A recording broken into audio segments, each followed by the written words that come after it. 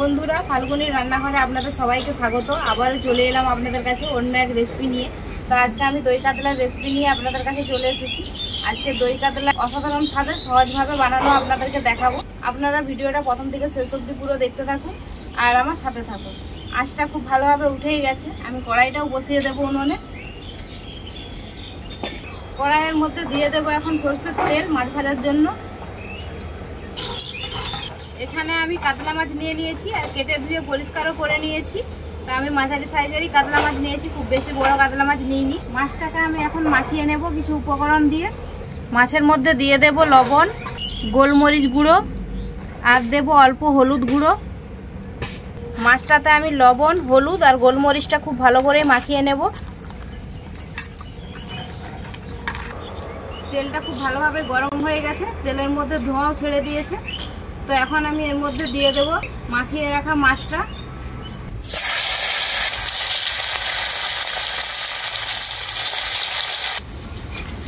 মাছটাকে কিন্তু আমি বেশি ভাজবো না এই রেসিপির জন্য। মাছটা হালকা করেই ভেজে নেব, এক পিঠ হালকা হলে আরেক পিঠ পাল্টে নেব। মাছটার এক পিঠটা হালকা করেই ভাজা হয়ে গেছে, পাল্টে নেব আরেক পিঠটা।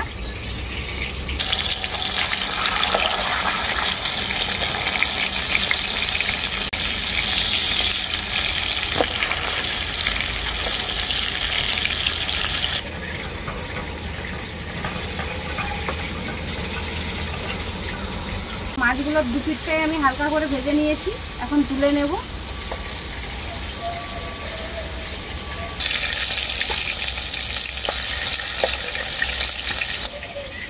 বাকিগুলো আমি একইভাবে ভেজে নেব। বাকি মাছগুলো আমি একইভাবে ভেজে নিলাম, এখন তুলে নেব। কড়াইয়ের মধ্যে দিয়ে দেবো আবারও সরষের তেল। এই তেলের মধ্যে দিয়ে দেবো পেঁয়াজ বাটা। এই বাটা পেঁয়াজটা আমি খুব ভালো করে ভেজে নেব এভাবে।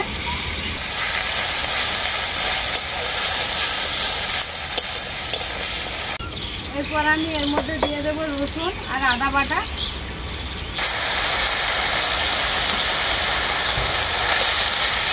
রসুন আদাটাকেও আমি খুব ভালো করে ভেজে নেব। আদা রসুন বাটাটাকে আমি খুব ভালো করে ভেজে নিয়েছি, কাঁচা গন্ধটা বেরিয়ে গেছে। এখন এর মধ্যে দিয়ে দেবো কাঁচা লঙ্কা বাটা।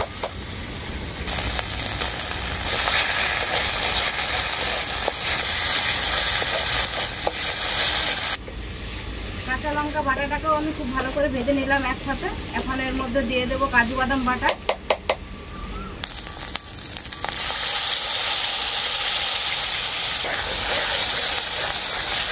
এরপর এর মধ্যে দিয়ে দেবো অল্প ধনে গুঁড়ো আর দেবো অল্প জিরে গুঁড়ো। এরপর আমি মশলাটাকে খুব ভালো করে একসাথে এইভাবে কষিয়ে নেব। একসাথে খুব ভালো করেই কষিয়ে নিয়েছি। এখন এর মধ্যে দিয়ে দেবো পরিমাণ মতো জল।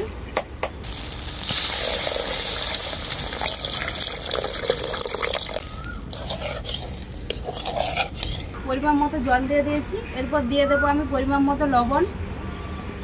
এরপর আমি এই ঝোলের মধ্যে দিয়ে দেব দারুচিনি, এলাচ আর লং। এরপর আমি ঝোলটাকে খুব ভালো করে ফুটিয়ে নেব।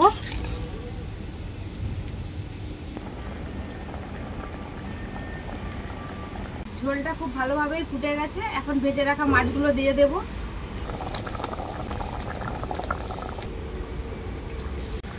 মাছগুলো দেওয়ার পর ঝোলটাকে আমি আবারও খুব ভালো করে ফুটিয়ে নেব। মাছ দেওয়ার পরে ঝোলটাকে আমি খুব ভালো করে ফুটিয়ে নিয়েছি। আর এখানে আমি নিয়েছি টক দই। তো টক দইটাও আমি খুব ভালো করে ফাটিয়ে নিয়েছি। এখন টক দইটা দিয়ে দেব মাছের মধ্যে।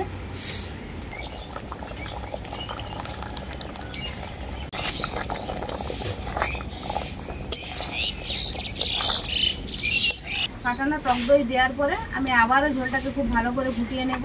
টক দইটা দেওয়ার পরে ঝোলটাকে আমি আবারও খুব ভালো করে ফুটিয়ে নিয়েছি। এখন এর মধ্যে দিয়ে দেব স্বাদ মতো চিনি আর ধনেপাতা কুচি।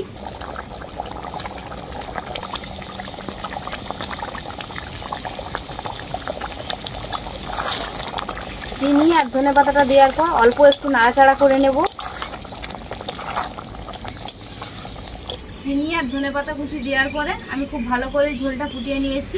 তো একদম গ্রেভি গ্রেভি মতো হয়ে গেছে এখন। তো এই সময় আমি এখন নামিয়ে নেব।